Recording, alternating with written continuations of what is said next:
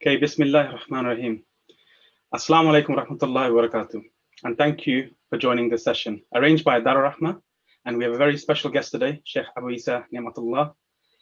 And before we start, the best thing for us to do is we'll introduce Sheikh Khalid Gamal, who is going to be reciting some verses from the Quran, inshallah.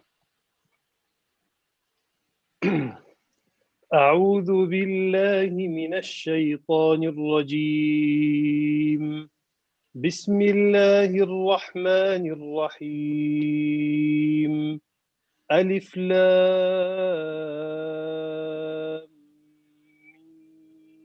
ميم أحسب الناس أن يتركوا أن يقولوا آمنا وهم لا يفتنون ولقد فتنا الذين من قبلهم فليعلمن الله الذين صدقوا وليعلمن الكاذبين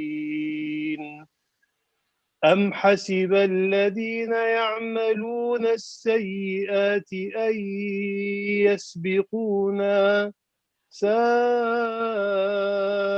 ما يحكمون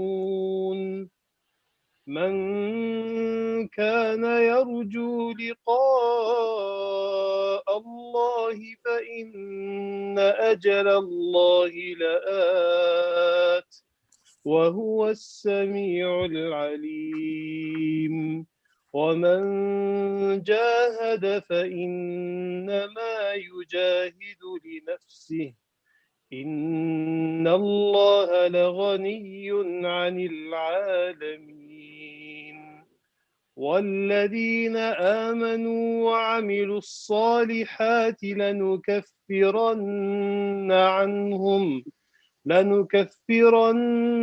عنهم سيئاتهم ولنجزينهم أحسن الذي كانوا يعملون. Jazakallah khairan, Sheikh Khalid. Beautiful recitation as always. Assalamu alaikum, everybody. My name is Muhammad Rashid. I'm from Dar Rahma Islamic Weekend School. And I just to introduce everyone into this call, 1 year in from the onset of COVID, and there's still a lot of confusion around the whole topic. The confusions come around, what do we do when we become ill or have some symptoms? How do we deal with bereavement? There's a very controversial topic of vaccinations, the Sheikh's favorite topic, and mental health, which is a very taboo subject amongst the community. And that's why we've arranged Sheikh Abu Eesa today to enlighten us with his expert knowledge in the deen, as also in terms of the field of medicine. And before we go on to that, inshallah, I wanted to first of all introduce who Dar Rahma are. So we're a weekend Islamic supplementary school. We've been established for 14 years. We use modern teaching strategies and currently are basing all of our classes online using Google Meet and Classroom because of the COVID situation. We're based in Seven Kings High School, which is, I believe, the school that Sheikh Abu Eesa used to go to. Is that correct? It is, yeah. MashaAllah. We teach children from the age of 3+, and we try to cover topics which are really important in today's society, things like anti-bullying, mental health, and even cleanliness in the bathroom, another favorite topic of the Sheikh, as you may have seen from his YouTube videos. So this session was for us to be able to give something back to our parents from Dar Rahma, as well as the wider community, inshallah. I don't think the Sheikh needs much of an introduction, but I'm going to do it anyway. So he's been cast as an original,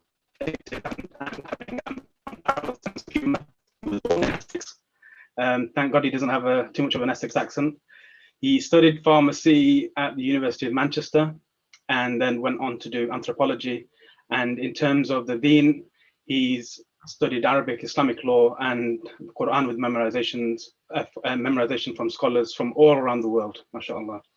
He is the founder of Prophetic Guidance. Many of you may have listened to him or watched him with his courses there, and he's an instructor for Al-Maghrib. He has conducted series on Islam channel, Al-Adab al-Mufrad, and he's also the vice chair of Al-Qalam Sharia panel. Many of you may have also seen him or have been with him on Hajj groups, which he's been running for over 20 years. In fact, I was actually supposed to go on Hajj with him last year, but obviously the COVID had other plans for us. So I make dua that I can go with the Sheikh this year or next year, if Allah wills, and I hope that we can all get the chance to do that, because I've heard quite a lot of stories about his Hajj programs and how beneficial they are for people's personal development in Islam. So just to reiterate, we're going to talk a bit about, or the Sheikh's going to talk a bit about dealing with the illness, bereavement, vaccinations, and mental well-being. So just for everyone's benefit, Sheikh, we've muted everybody for the moment. Feel free to let me know if you want us to unmute. We have everyone's video is off, but if you want people's video to come on, please tell us. And also, if you want to do a Q&A, if we have time, inshallah, just let us know and we'll facilitate that through the chat, inshallah, or through audio, as you wish. So I'm now going to hand you over to the Sheikh. Jazakallah khairan for blessing us. And I ask you to please start, inshallah. وإياك وبارك الله فيك وجزاكم الله خير. بسم الله الرحمن الرحيم. الحمد لله رب العالمين والعاقبة للمتقين ولا عدوان إلا على الظالمين وصلوات الله وسلامه على أشرف الأنبياء والمرسلين سيدنا محمد وعلى آله وصحبه أجمعين. Assalamu alaikum wa rahmatullahi wa barakatuh, everybody.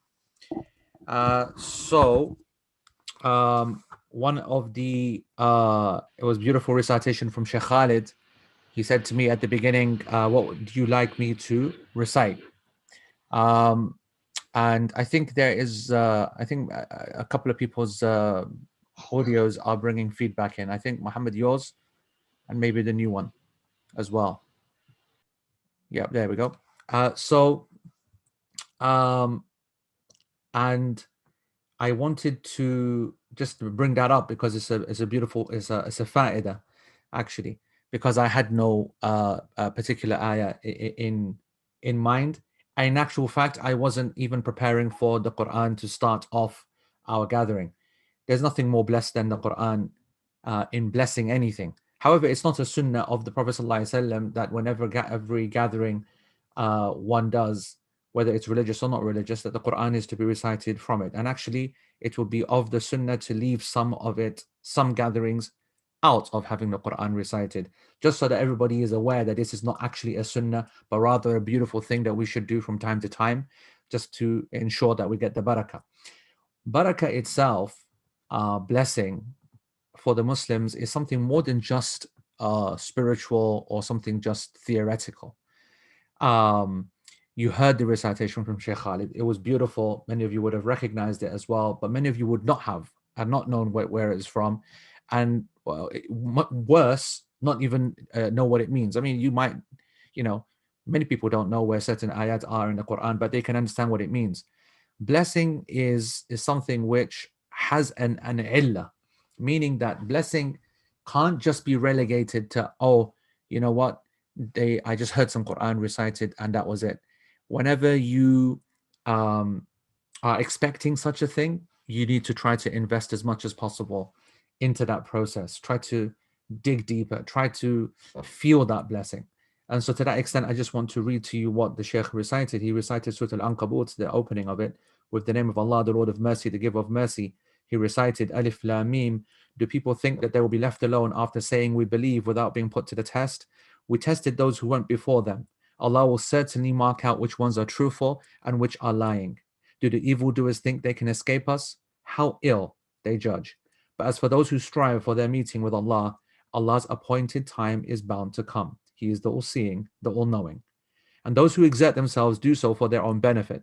Allah does not need His creatures. We shall certainly blot out the misdeeds of those who believe and do good deeds, and we shall reward them according to the best of their actions. And frankly, I mean, he was put on the spot. He was expecting me to tell him what to recite, so he just chose at random. And that is about as good as it gets when it comes to random choosing. The way that Surah Al-Ankabut starts is making it very, very clear that, hey, listen, and that's really the essence of this little presentation, only a short one, and then we'll open up for some Q&A, which is what I really want to get into. But as a reminder to myself and to you all, honestly, do people think that they were just going to be left alone, وهم لا يفتنون, يعني, that they're not going to be trialed, they're not going to be tested? I mean, do they honestly think that this is some, يعني, you know, walk in the park? Life is a walk in the park, that you just go through it and just enjoy every single day as if it's, you know, fantasy, and then you get paradise at the end of it? I mean, people have got to, you know, wake up and smell the coffee. Life is certainly not like that. And the aqil person, someone who's sensible, would not expect to get, you know, all of that for free. There is no such thing as a free lunch, and there is no such thing as eternal Jannah without people being tested. And sacrifice is very, very much part and parcel of the cost that we pay to receive that ultimate prize. And the different type of tests that we might go through will vary from person to person, from era to era, and so on and so forth. And it's very, very topical, actually, when you think about it, with SARS-CoV-2, with which create the virus, which creates what we call COVID-19, the condition, in the short term and then the long term with its long-term effects. This is a condition which the world thinks that it is being, you know, royally punished with, okay? Because the whole world's on lockdown. I mean, businesses have just been decimated because of lockdown, and hospitals have come under extreme pressure. But when you actually look at it very kind of, I don't want to say pragmatically, because maybe that's slightly insulting, but certainly in a, try to take the emotion out of it and look at it from a data, statistics, and a factual point of view, you'll realize that actually the coronavirus has not caused the levels or huge levels of death that potentially could be what we would see with a pandemic that is being reported, and the way that it's been mentally felt by all of the people around the world. Like the way that we're in a lockdown, the way that, you know, streets are empty, the way that businesses are closed, maybe not so now because obviously there's key workers and there's certain things and services that are still going. But certainly if you go back to the first lockdown, I mean, it was not just eerie, it was what's the word? Armageddon-esque, you know, complete end of time behavior. People were taking all those pictures and videos of, you know, deserted streets, etc., etc. That kind of image that we were seeing equated to what you would have thought 99% of the population being wiped out with only a couple of people in hiding left, and all services being broken down and everyone in pieces, etc., etc. And the truth is that of course is not the case. Anyone from a scientific background will know that the actual death rate, quote unquote, of COVID-19 is relatively low. Coronavirus as a virus that, what we call coronavirus, or this SARS-CoV-2, which belongs to the family of coronaviruses, which also includes MERS and SARS, is actually the very little brother of these two big bad boys, because they kill far more people when it comes to their death rate. Okay, so in actual fact, the test, the fitna, the trial that has afflicted the world has not been an equal trial, has not been equally felt by different people on different sides of the world. In the East, it could be argued, and certainly in developing countries, it could be argued that it's business as usual, other than that they've been forced into lockdown when they are entirely dependent upon that type of physical cash labor trade. So they're paying for it, you know, financially, but they never had hospitals to go to, intensive care unit beds to get treated in, services and emergency nurses and healthcare staff to prone patients day and night. Their first thought of illness is, can I get over this at home? Not can I get to the hospital. The developing world, the poorer side, the East in generally, whatever phrase you want to use, for them, this is not a major increase in the problems of every day. As for the West, they have really felt this as a test. And even that is because of their own hands. When I say their, I mean us, because the lockdowns and the seriousness that the governments are taking this with is primarily because the healthcare systems that we depend upon so much have been overwhelmed. These healthcare systems are something that we expect, that we demand, that we insist upon as a base level for being the citizens that we are, for the taxes that we pay, for the life that we expect to live in a developed country. And in actual fact, it's not because there's more people dying than maybe a comparative disease or whatever. And what this proves to us is that sometimes we create our own tests. Sometimes Allah subhanahu wa ta'ala will send down something that we make bigger than it actually is. That's why it's actually fascinating. The Sunnah, Anas radiallahu anhu, he narrates from the Prophet sallallahu alaihi wasallam, hadith sahih, that Nabi sallallahu alaihi wasallam used to say, Allahumma inni a'udhu bika min al-barasi wal-jununi wal-judhami wa min sayyi al-asqam, which can roughly be translated, I seek refuge with you, Ya Allah, from leprosy, from insanity, from paralysis, and from sayyi al-asqam, from evil diseases, which you can include plague, and you can put coronavirus into that as well. What's fascinating is the specificity, the way that the Prophet ﷺ didn't say that Allahumma inni a'udhu bika min al-amradi kullaha. Oh Allah, I seek refuge with you from all illnesses. Because actually we all know that illness is one of those great opportunities to turn back to Allah subhanahu wa ta'ala. Many of us, we have a fever or headache, and it really, you really feel it. And you feel weak, and that weakness creates dependency, and that dependency upon the independent is a wonderful feeling. It's a wonderful purification, and it really is a refreshing feeling to have if you're not in the zone enough with Allah subhanahu wa ta'ala. If you're not having that tawakkul on Allah subhanahu wa ta'ala as often as you should be, and you're not making dua to Allah enough as you should be, and you're not making sincere dua where you're broken and you're gutted and you're desperate. These are emotions that sometimes need a little bit of a kick, a little bit of an adrenaline boost. And sometimes sickness, illness, difficult circumstances are what people need to take them back. So illness in general is something which is not to be condemned. That's why the Prophet ﷺ sunnah was, when he would see someone who was ill, he would say, La bas, tahurn insha'Allah. It was a very optimistic, happy-go-lucky response.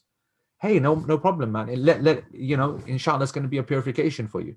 It's going to, clean you up and make you better, make you internally better, spiritually better, and hopefully it's going to, you're going to physically get better as well.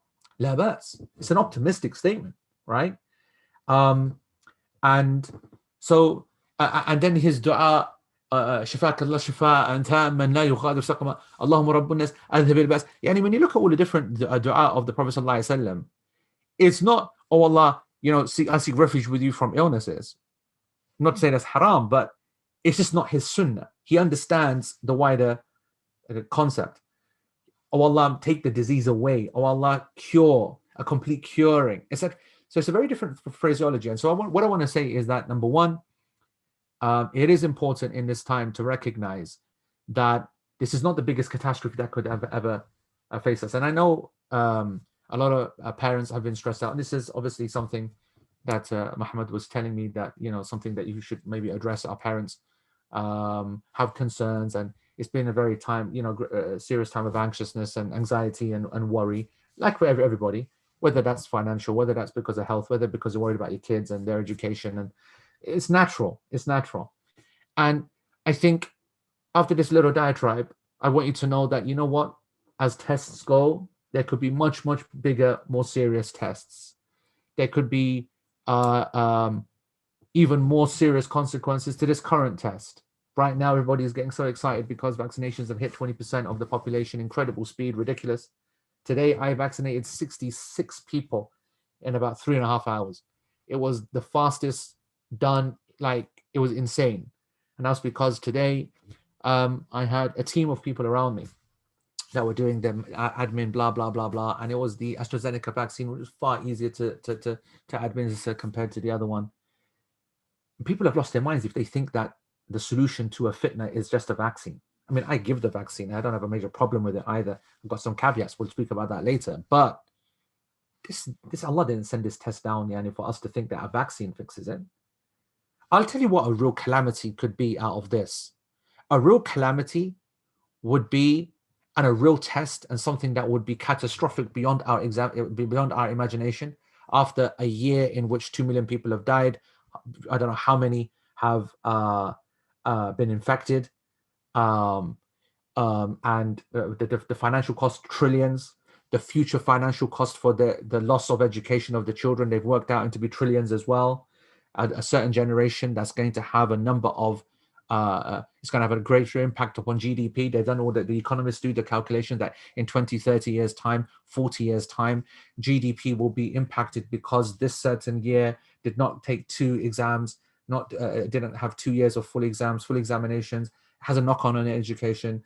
Online access is not there for everybody. So you're going to have that particular generation not achieving the intellectual requirements of society to take certain roles, etc., etc., etc. And it's definitely going to have a knock on GDP.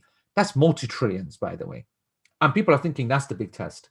I'll tell you what the big test is, just off the top of my head, that people don't go back to the masajid in about 5-6 months' time. People have got too comfortable praying at home, if they even are praying at home.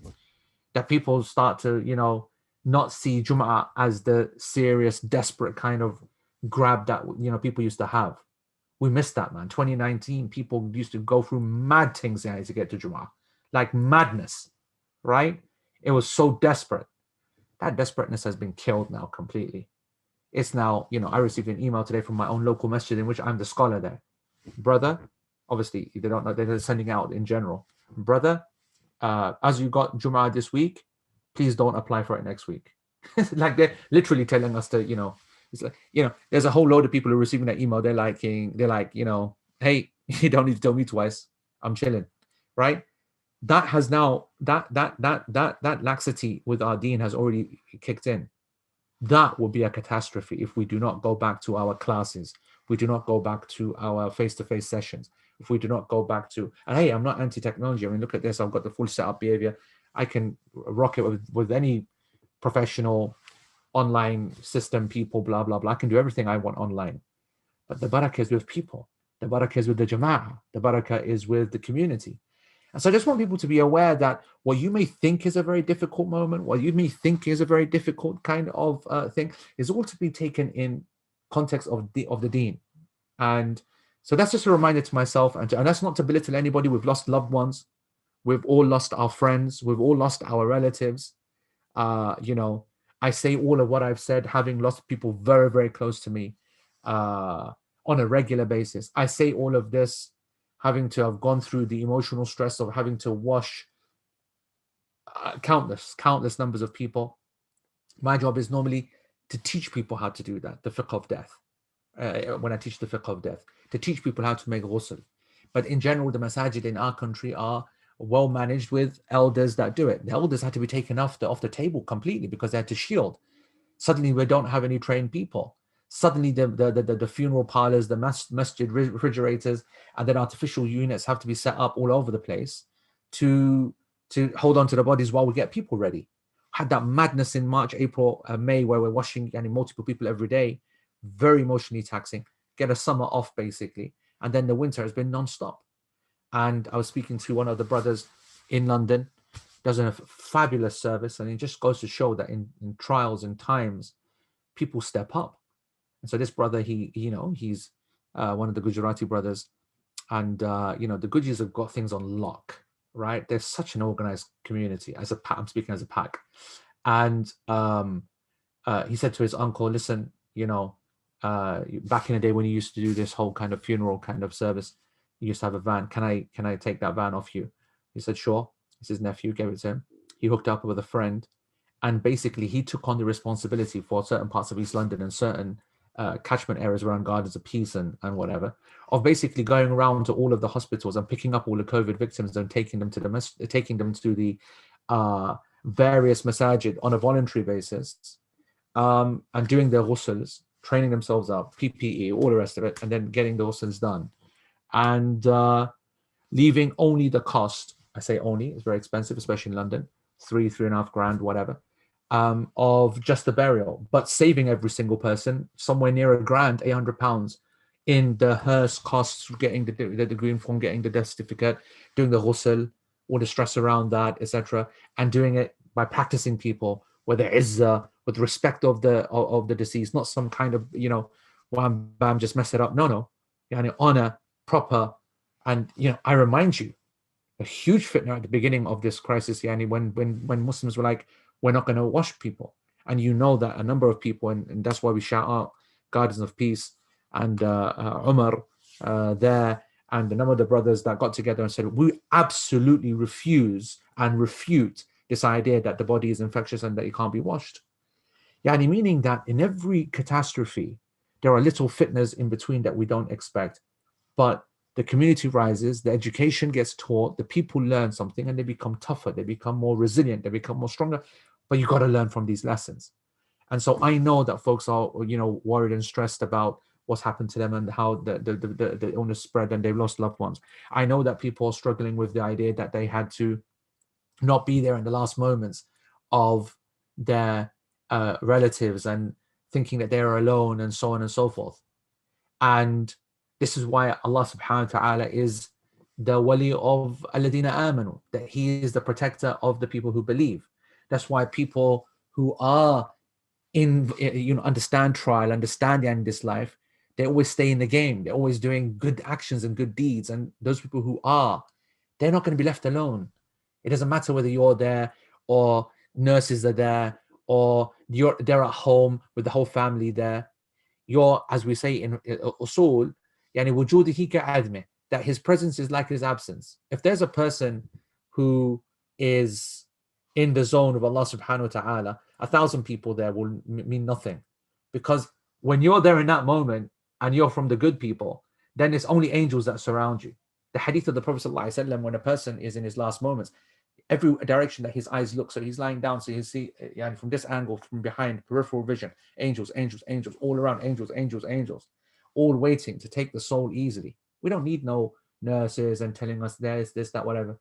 So it goes back to actually us learning that lesson, that what gets you through catastrophe and difficult time is just good old standard boring deen, good old standard hard work, good old standard dhikr, Quran, salah, yani sincerity to Allah subhanahu wa ta'ala, being good to people, not yani being nasty and being yani not having that streak in you, not having that yani that selfishness, always want one up on other folks. Yani these are times that we learn. So I know it's been tough. I've been there as well. I've lost very direct close. My uncle just passed just literally 2 weeks ago, and before him so many other family members as well from all over the world in different countries.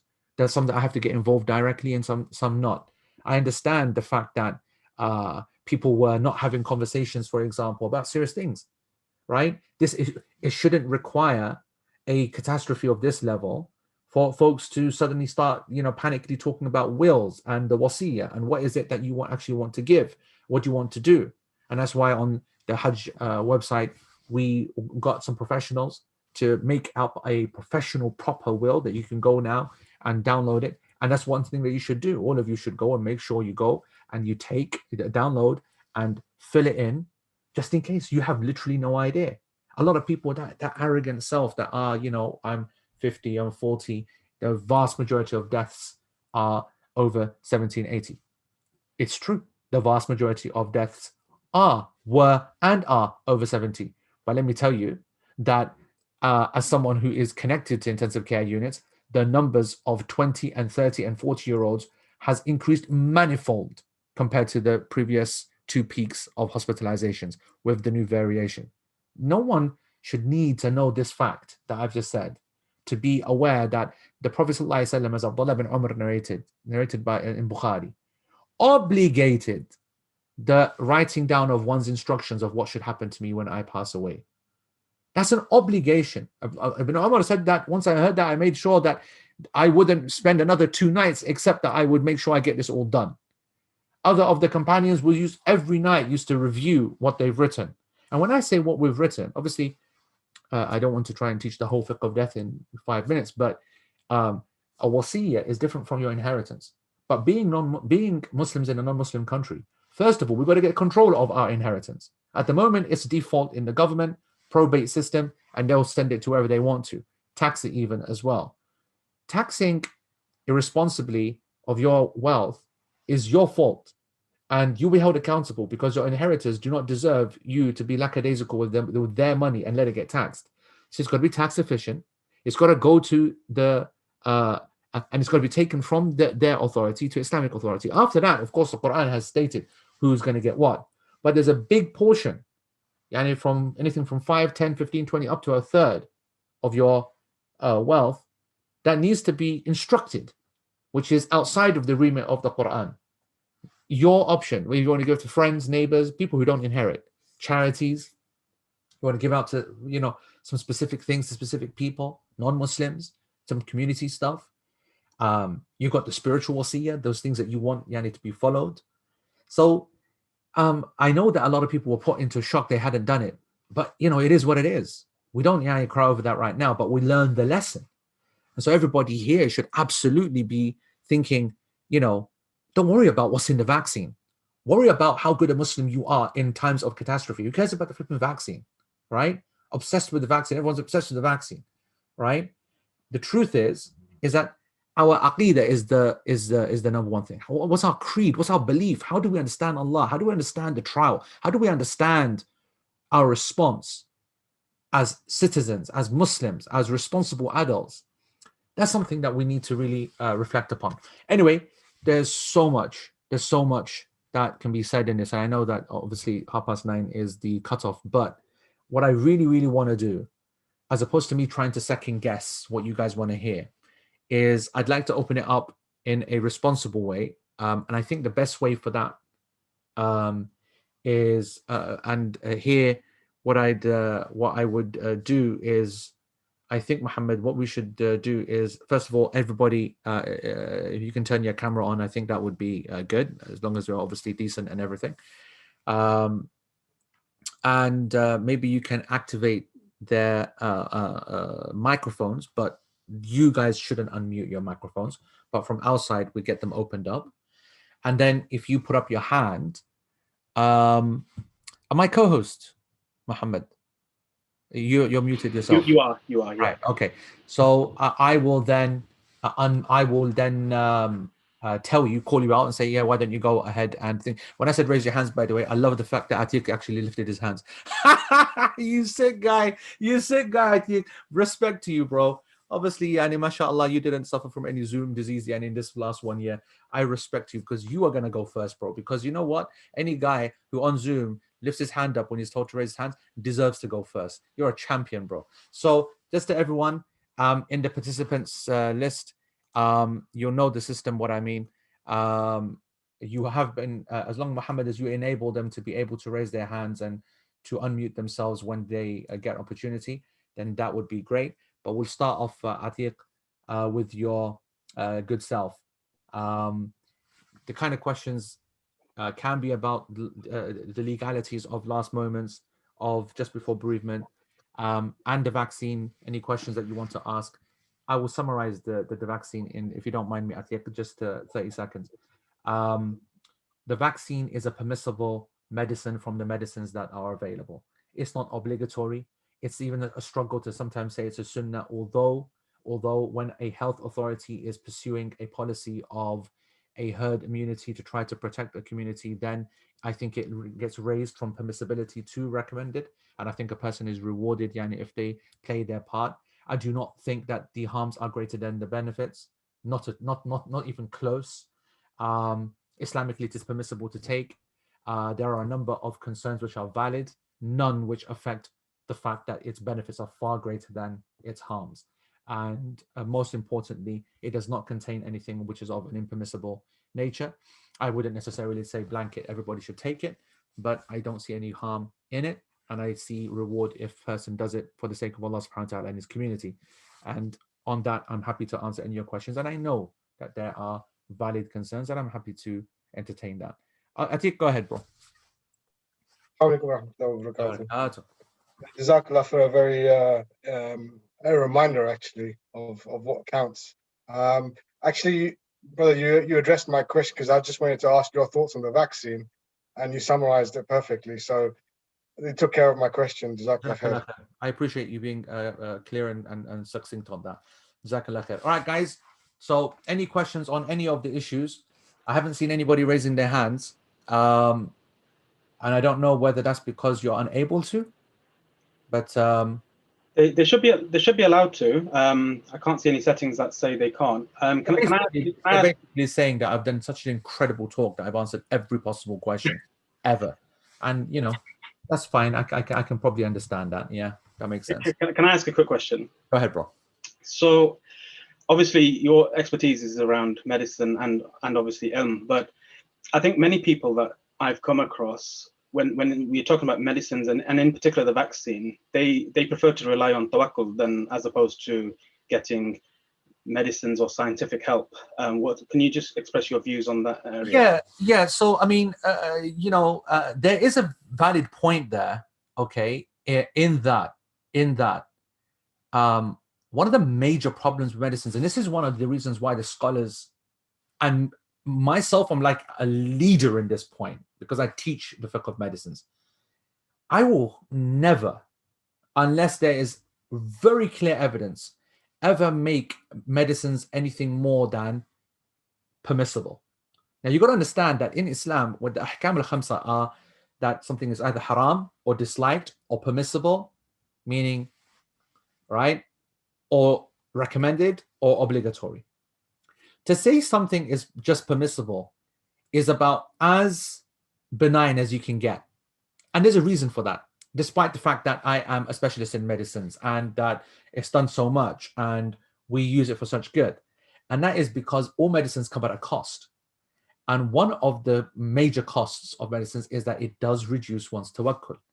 It is actually a major disaster that people, when they get a headache, instead of holding it and saying, "A'udhu bi kalimatillahi tammati min sharri ma khalaq," which is what you're meant to do, when you've got COVID and you're not able to breathe, instead of holding your chest and saying, "A'udhu bi kalimatillahi tammati min sharri ma khalaq," I seek refuge with your perfect words from the evil that has been created, right? And doing that, right? Okay. People are like, give me the vaccine. People are like, pass me the oximeter. Quickly, let me check how my oxygen's like. Quick, give me oxygen. Quick, call the 9. That shows that our aqidah has become weakened with the advent of emergency, A&E, ambulance systems, 999. And that's a major problem. And that's why scholars, knowing how effective medicines are, still, don't want to go get too far carried away. Now, having said that, and that's why then you got some people who are like, you know what, I'm staying away from medicines. We're just trusting Allah subhanahu wa ta'ala, whatever he says, will happen. So here's the problem. This is a great result if you only start trusting in Allah, but it's the wrong methodology of getting there. Because if you believe that this is what Allah intended by not losing trust in him, you've not understood the religion. Because the Prophet ﷺ, as you all know, said that you put your trust in Allah, but you tie your camel, right? One of the companions came to the Prophet ﷺ. What that hadith means, by the way, is that putting your trust in Allah does not mean that a camel which is about to bolt, you let it go and say, well, if Allah wants me to have this camel in my nasib, then it's going to stay right here or it's going to go and I've got to be happy with it. Hello? Are you kidding me? Right? The Prophet ﷺ said, tie a camel. You're meant to tie a camel. You tie a camel because a camel runs off. You don't say, right, I know it runs off, but you know what? I'm just going to just leave it to Allah for it to run off or not. This is madness. This is not deen. You might think that at the end of it, I trusted Allah. That's a consequence, which is a positive one. But the means here were completely haram. And I say that, let me make it clear. Because why is it haram? Because it is a distortion of the deen of Allah subhanahu wa ta'ala. It's a distortion of the way of the Prophet sallallahu alaihi wasallam. It's completely unacceptable to act like this. It really is. And it goes, this point can go into really many different areas. So you tie a camel down. Something which is a very nice hadith. The Prophet ﷺ was asked by one of the companions. He said that ruqya means, when the companions say the word ruqya, they don't just mean saying ayatul kursi and the quls upon someone who's ill. When they say ruqya, they mean all of medicine. That's a fa'idah for students of knowledge. Okay, that it means a hijama, so physical acts, as well as the very spiritual, the faith healing, which is the recitation or incantation of adhkar and Quran. But it also means cauterization, which is from which basically means operations. or modern medicine. So it means all three categories, right? So he asked about that. He goes, isn't this against the qadr of Allah?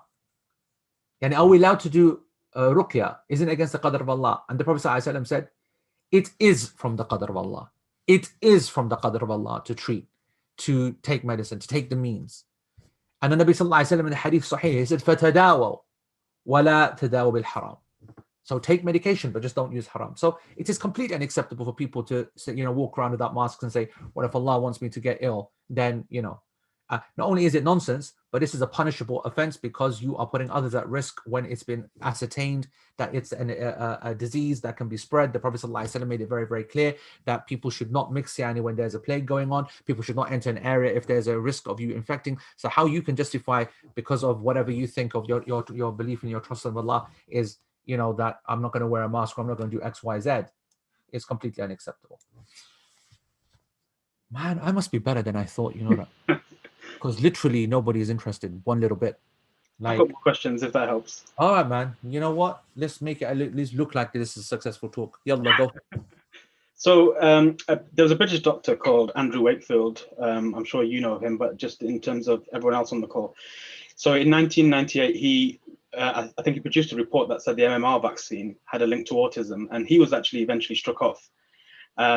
Now, I think there's still a stigma attached to all of this, where people assume that if you take a vaccine, there are drastic things that can happen. And obviously, we know that with medicines, I don't think there is any medicine that says these are the potential side effects. But of course, when there's fake news, and with the power, unfortunately, of social media, where people are easy to spread information around, what should we be doing to make sure that we get our facts right and to ensure that we're looking at reliable sources of information rather than things like this? Yeah, I mean, you see, the question you've asked actually is a very specific question, which is what should we do? And I always kind of waffle about this answer, telling people what I want you to hear, which is that which sometimes I think confuses people. And I normally go around and say one of the first things that you should do is to actually understand that it's not haram to be cynical or skeptical and to have some doubts about what you're hearing. And so, you might say, well, Andrew Wakefield was struck off. The industry is against him. It's all a big, whatever. The authorities are against him.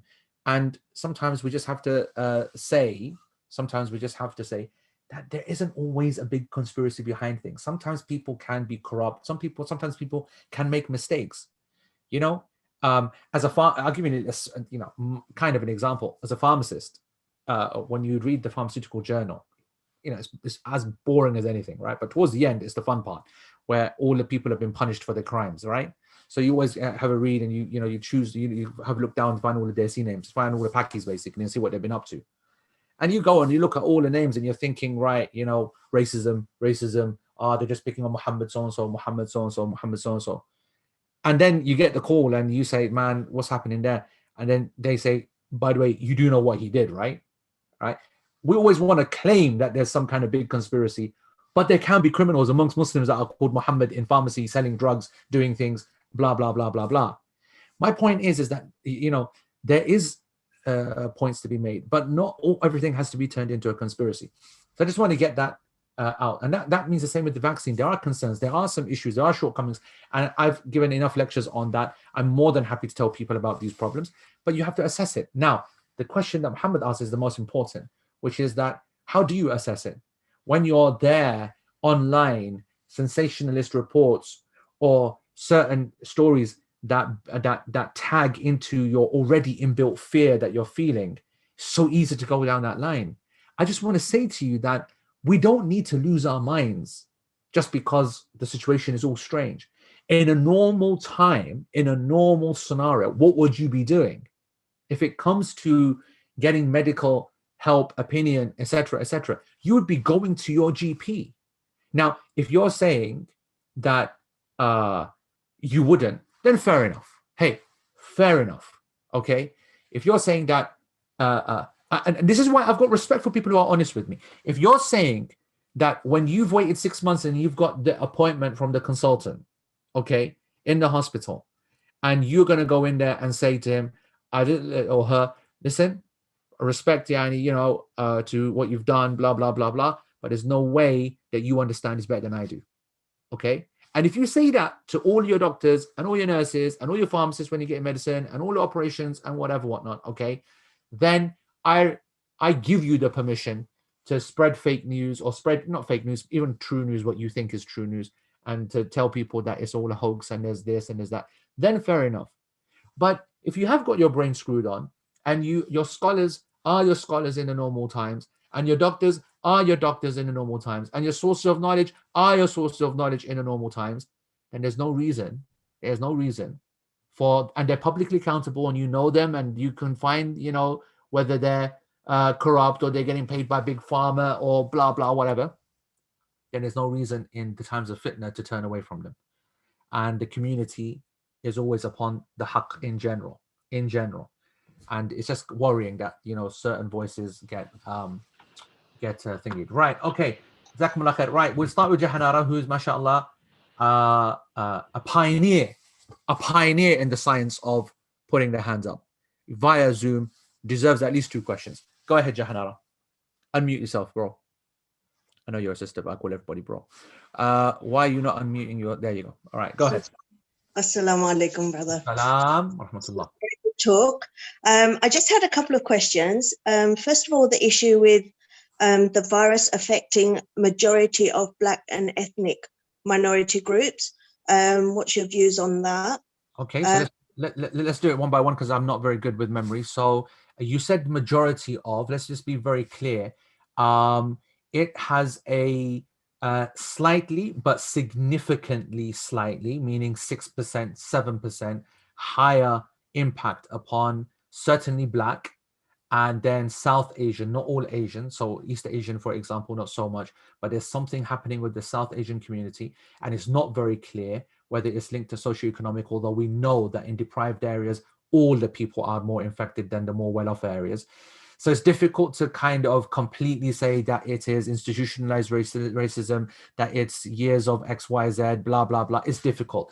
But there is definitely a statistically significant higher risk to Black and minority ethnic, specifically South Asian. Not all of the ethnic minorities, number one. Certainly not the majority, of course not. We're talking 16%, 17%, that kind of numbers. I don't know what the exact numbers are, but they are, it's real. But what the reasons are, I mean, again, right? You can go to the government, or you can go at the government and say, this is racism, this is X, this is Y, they want this to happen, they're trying to, wipe us out, right? You can have that kind of crazy, literally crazy attitude. Or you can say, you know what, they might have made mistakes and historically they haven't done good things, and, but at this moment they've thrown all of their resources. Okay, it might be for their own benefit, because if we're sick, then they're going to get sick. So I'm not talking about their intention. But they've thrown significant resource. I mean, I'll tell you one significant resource, which is a right pain in the backside. I told you I did 66 vaccinations this morning. I would never have been able to have done that if I didn't have the administrator doing it. And that administrator, why is it so important? Because just because of the problem of the BAME problem, they've actually introduced 2 extra questions that need to be answered to look at the data to understand just the impact of vaccines on the ethnic minorities. And I want you to understand that when you've only got 2-3 minutes to vaccinate someone, and you've got to go through more questions and tick more boxes, that's costing money, all right, and a lot of money, and a lot of time, and this is just one small example. So I do believe that the government are trying to work out what's going on. There is something serious there. We don't know what it is. Go ahead. I mean, Nuzha obviously has put a few ideas forward, and there's lots of discussion. There's lots of very interesting reports that we could attribute it to. But the correct answer is to say scientifically, and so we can say anecdotally, we can put a lot of things forward, but scientifically, we cannot put our finger on exactly what the main reasons are just yet. But we're getting close. Go ahead, Jahanara. Is that just research that's been done in the UK, or has that been research that you've been used worldwide? It is international, because this it actually came apparent in America first, by the way, before the UK. It was the Americans who reported on this discrepancy. And as Nus has said, obviously there is a historical problem, right? Especially in the Black community, right? So the Black community has been around longer than, in general, as an immigrant population in the Western world. The Black community have been there quicker than or longer than the Asian or the Arab or the Desi kind of community, and they've had firsthand experiments, forced sterilizations, all the nonsense and bakwas and oppression and kufr that we expect from the kuffar at that time. So there is an intense level of distrust. But does that necessarily equate into a higher clinical rate of death and long COVID? No. That's difficult. And that's what needs to be found out. And they're looking into that. Yeah, because initially I thought it would be more to do with the majority working in hospitals are from black and ethnic minority, and also which would have been easy to prove, right, Jahanara? Because then they'd be able to say only in health workers. The problem is it's not, right? Yeah. If that was the case, because you're right, we're a higher percentage, and it'd be straightforward. We're a higher percentage of a population, so we die more. So that's obvious. But if we're dying at the same levels in a completely different, separate zone, profession, community, that's where the problem is. Okay. And my second question was about the vaccine. Obviously, on social media, you're getting all the conspiracy theories, etc. But was that they developed this vaccine rather quickly, and they're given the vaccines, but they've got difference now. So it's the actual what is the rate at which you will, avoid getting the virus, because there's the virus strain is changing. So like before it was the elderly, but now everybody is more susceptible. And also people are actually worried about children going back to school as well, because the younger children have tested positive. I know they're mostly carriers and not had as much effect, but it is seeming that it is spreading quicker amongst the younger population at the moment. So will this vaccine that's available now cover other strains? And also having it, will that produce more super viruses that may evolve as a result of not being able to work against this vaccine? So if that yeah, I understand. Yeah, jazakumullah khair. All right, so there's a couple of questions there. Let me unpack that. So first of all, on the idea of will taking more vaccines or more iterations of a vaccine increase the likelihood of super viruses and so on, that actually isn't as crazy a theory as you may think. And obviously you don't think it's crazy, but I just want to make it clear that there is some theory behind that. At the moment, it's just theory. In antibiotics, we've seen a version of that, right? So there is that kind of concern. But then at the same time, the exact opposite of that, which is to not take vaccines, ironically, has actually, at the moment, definite scientific proof that increases mutations and the potential of super viruses. Why? Because if a virus is left unchecked and then gets slapped a little bit with a bit of a lockdown, bit of a bit of a good immune system, vitamin D kicking in, sensible people, so it gets a few slaps like that, it starts to then realize I need to try and change my game. And this is what we call the increased likelihood of mutations when it's left to transmit unchecked. And so the less people who are actually vaccinated, it's like a evil, whatever they're called, vicious circle, yeah. Actually, in a reverse way, also allows mutations to occur and to get worse, whether that means to kill more people, which currently hasn't happened, or to infect more people, which has happened, to infect more younger people, which has happened. So the least of our concerns right now, even though it's a valid concern, is whether these vaccines and increased vaccines is going to cause bigger problems. That door has been opened. That horse has bolted. There's no coming back from that, by the way. All right. Let me just also, whether you like it or not, and I don't like it, but that's gone. All right.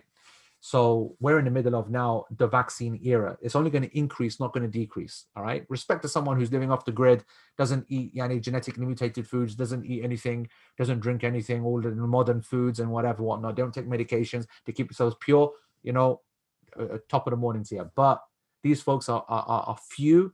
The reality is the modern world has created the system that we're in. As for the question on does this current vaccine, is it going to solve the problems of the current mutations? It will solve enough to allow us to be able to put into, because frankly, yeah, getting ill and dying is a big problem, but the number of businesses and people's livelihoods is honestly killing people as well. It's a major problem. And so as important as it is to be able to completely knock out every mutation, it's far more important to have a base level of herd immunity where we might have 90% efficacy against the old strain or the standard UK strain, but only 50 to 60% against the South African or the Brazilian or the Kent variation, for example. We take that in a heartbeat, because efficacy over 50% is accepted by most health regulatory bodies as a successful vaccine. Because I want to remind you, to protect a population from a pandemic, just from the science, it doesn't matter what you believe about vaccines or not, okay?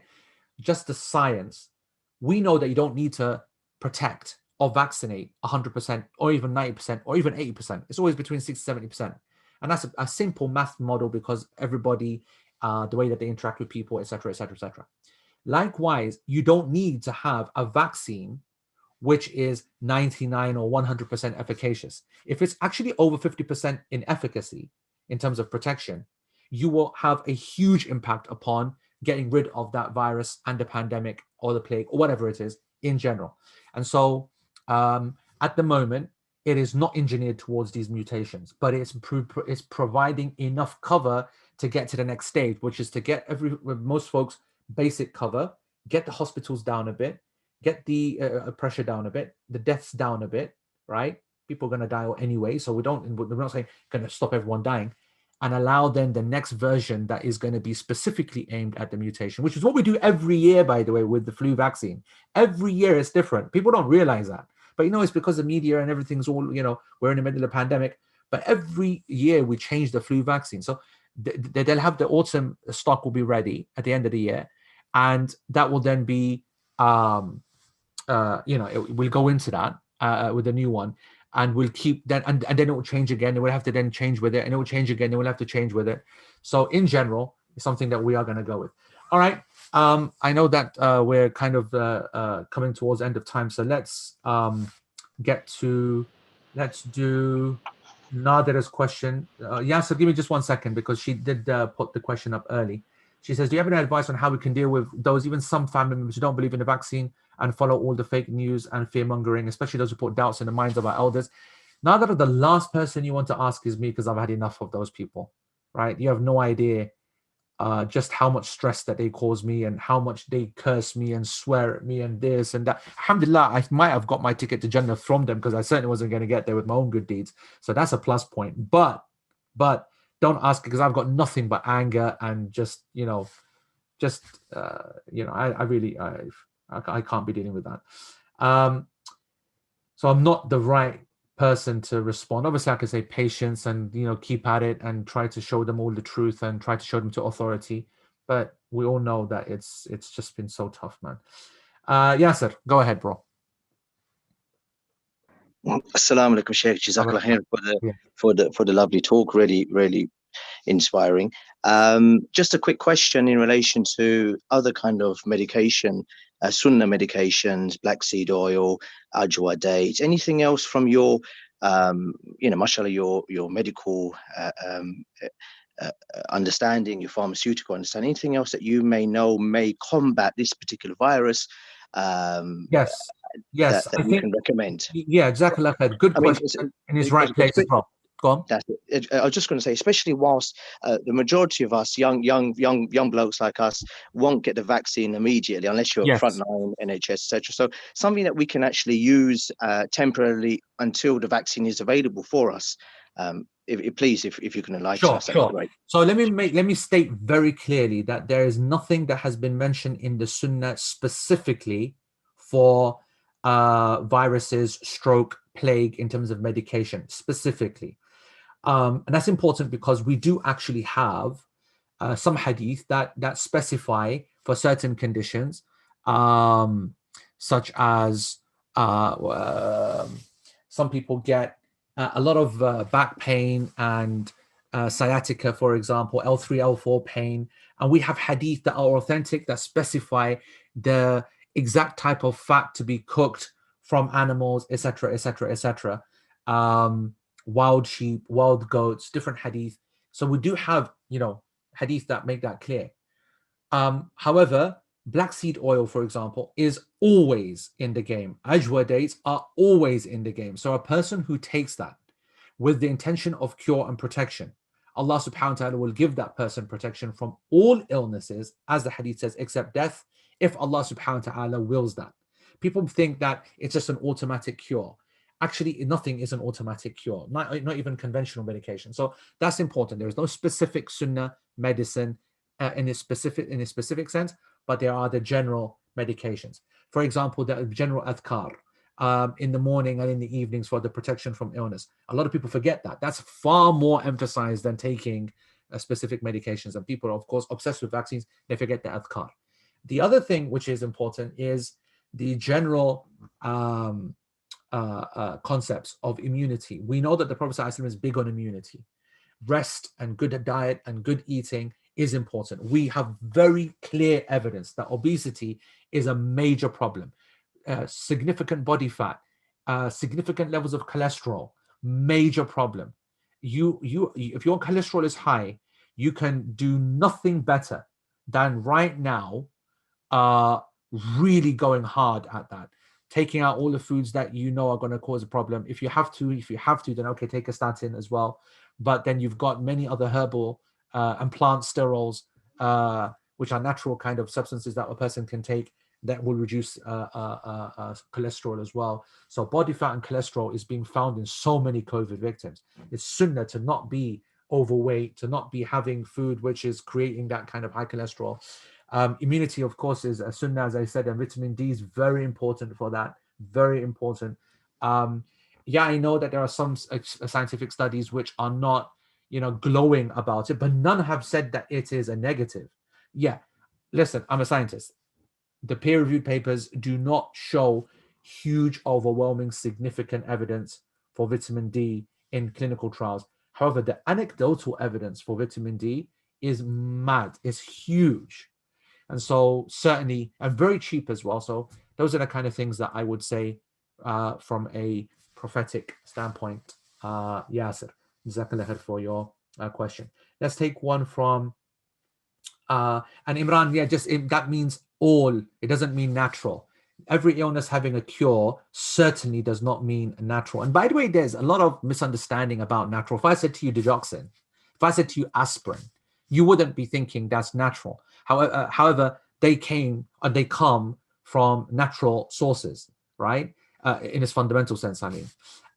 Don't think that natural just means, you walking in a garden of flowers and picking up some elderflower and munching on it like a cow, right? That's not natural medication. The all medication is part of Inna Allah anzala da wa anzala dawa. Dawa is a general phrase talking about everything. And one of the proofs of that, of course, is that the Prophet ﷺ said, Tadawa wa la tadawa bil haram. Don't use haram. And from natural substances, there is no haram in natural substances. It's when you start mixing things together that haram gets in. That's just a side point, interesting point for you. Majid says that a lot of women are concerned about how taking a vaccine might affect fertility in women. Previous guidance said it's not known if the vaccine will cause fertility problems, but unsafe for pregnant women. The guidance has now changed to say it is safe. What are your thoughts on the effects of the vaccine on fertility? It's a very important question.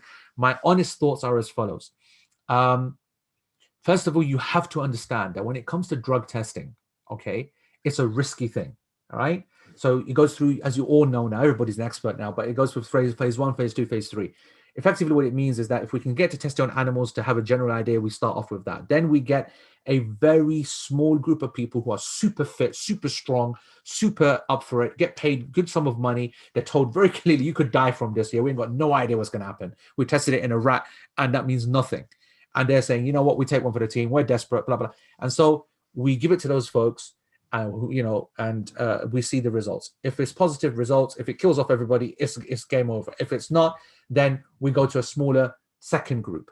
And then it goes to a big group, phase 3 clinical trials. I want you to imagine, okay, I want you to imagine that if you are the drug company, or you are the general public looking at the drug company, or if you're the authorities or whatever, you know that there are certain red lines, okay? Now, a healthy volunteer who got paid dying, or a healthy, or someone who was willingly being part of the trial in stage 3, having a bad response and dying, it's palatable, quote unquote. No death is palatable, but you get what I'm saying.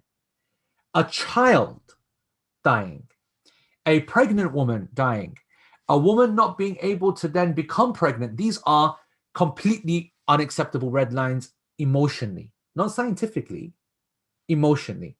Society would never accept that, which is why no clinical trials are done with these kind of groups of people, which is why no drug and no vaccine in principle ever, historically, very few minor exceptions, are ever released in the market saying it's good for kids, it's good for pregnant women.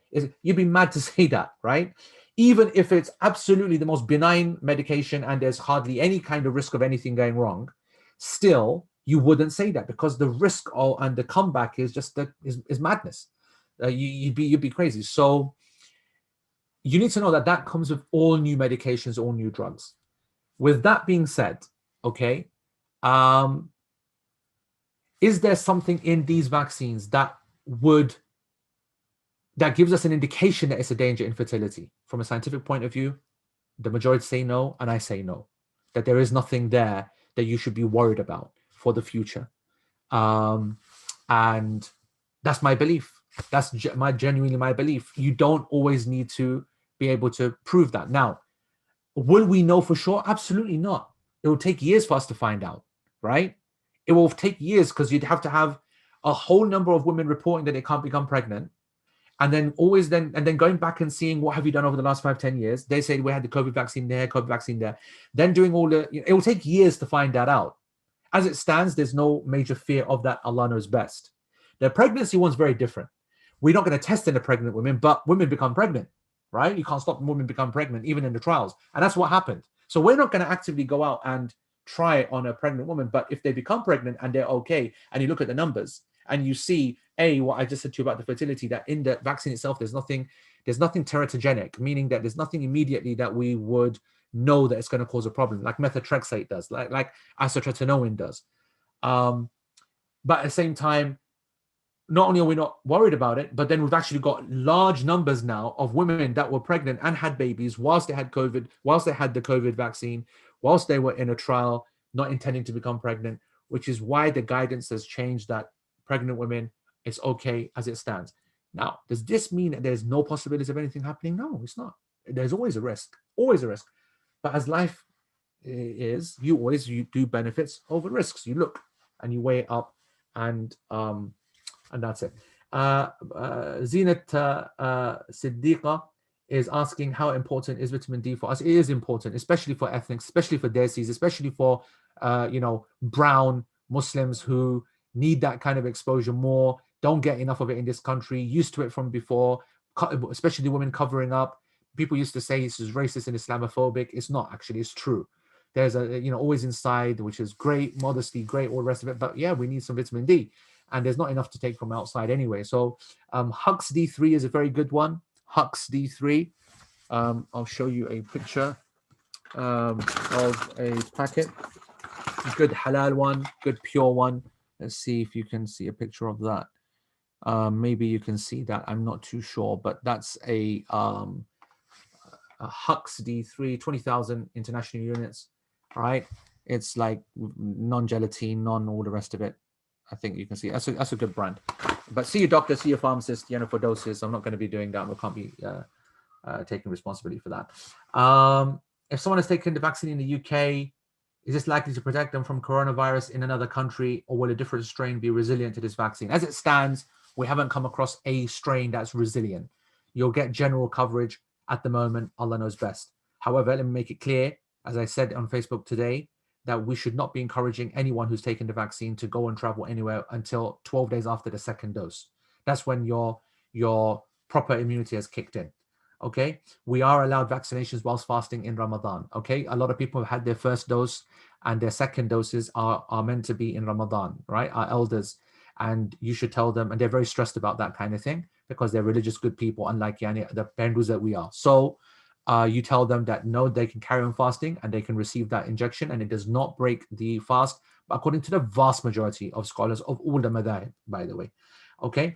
I've been told that vaccines take 10 to 12 years to go live. This vaccine has taken less than a year. Isn't that a worry itself? It's a worry if you don't understand actually what happens in a clinical trial normally. Then it's a worry. It's not a worry when mRNA vaccines that people are running, their brains over have been used for 10 years when it comes to technology in chemotherapy. We use it and have used it in a targeted way without any problems. It is not a worry when you know that the virus that you're aiming at, and a lot of people laughed at Matt Hancock, right? He came out yesterday, said that I watched Contagion, the film, and we got ready as a result. That's actually true. The one of the side focuses of the producers was to make sure that we're going to get this so scientifically accurate and get the consultants involved so that this can become a test case for the future. So a lot of people were ready in terms of their technology, just even from films, let alone the fact that we've had SARS and MERS that makes us understand coronavirus, which is the generic name, very well. And then you got money thrown at it. You've got, and there's no doubt that the third stage has been shortened, slightly, not shortened, but the numbers people may think are less than normal. In actual fact, when you're in the middle of a pandemic, each person is worth 1,000. The value of your test subjects, because most of the time when you're trying to create a vaccine for a disease, you've got to test it against the disease, but you can't find enough people who are diseased. So it takes ages. Bro, you're in a pandemic. Everybody's ill. It's amazing. It's the perfect circumstances, frankly. And I know that it freaks people out, but you honestly, that is the least of your concerns, the least when it comes to the side effects or any problem. Masajid are closed. Do they have a legitimate concern? Yes, I think so, especially in London with the way that it was spreading. I don't think they should get any hate for that. I think that they should put a soft kind of closure on it. I don't think they should, cut off completely, but just kind of think that, listen, guys, we prefer you to pray at home, and in a way where, especially the elderly, especially those who are vulnerable, and even the rest of the masses as well. But the masjid keeps open for the jama'ah to continue, the imam and a couple of people.